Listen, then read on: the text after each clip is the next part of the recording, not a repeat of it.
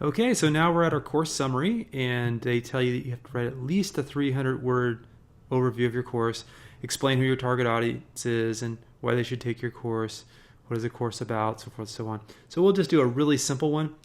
I would go to my course summary on my courses. Just go to my course in Udemy without signing in, and you'll see on my landing page, when you click more info, you can read how I've structured my course summaries and just follow that formula. That's the best way to go. I picked that up from all the top instructors, the best way to formulate the ad copy. And it would take an entire course in itself to go over the details of that.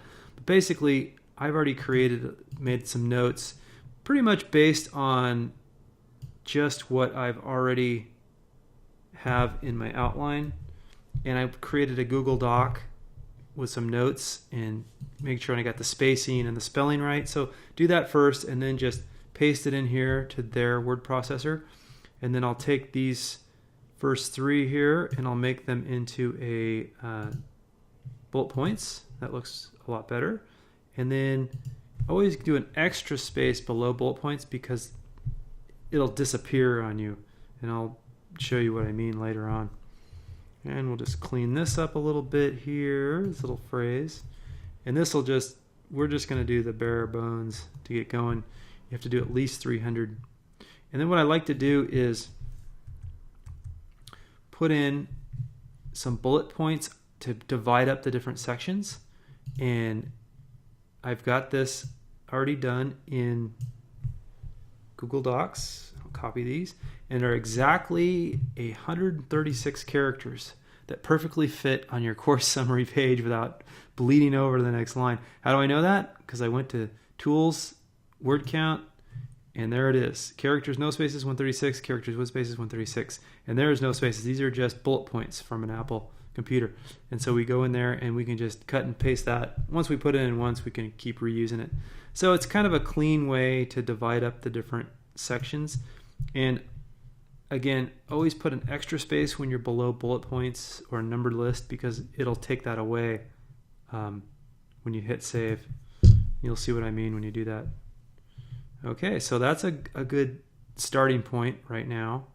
And we're going to have to do a lot more than that to get the course approved. We're to go at least 300 characters, but you can see at least how we do it.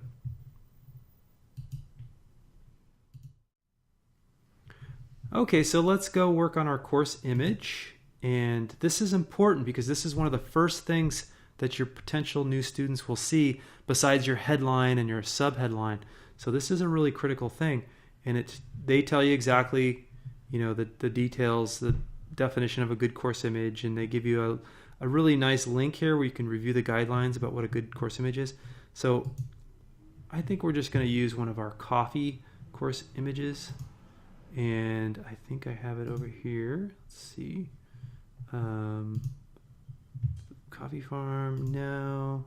You need something that really stands out. So either that coffee cup, or now, it's always good to have a person looking straight at the camera. And Alan Hill definitely recommends that. So let's use that. And then it loads up, and let's see if it takes it. Sometimes they're too big and it won't accept the image. So let's see if it worked on this one. And I just got my images from Dollar Photo, which you pay $10 a month as a membership fee, but you get 10 photos for that $10. So $1 a photo. And if you need more, you just pay an extra $1 per photo. And they're really good photos. I mean, they're like professional quality photos, so they're just well worth it. Hey, look, it took our image, so then we just have to kind of, so it only gives you a certain kind of space for that image, so we'll just go with that. Yeah, that's all that will give us. See, we can't go any farther down, so let's just take it as it is. See if that works. And there you go. And that's a pretty good image, I think. So let's save that. And our course is starting to take shape.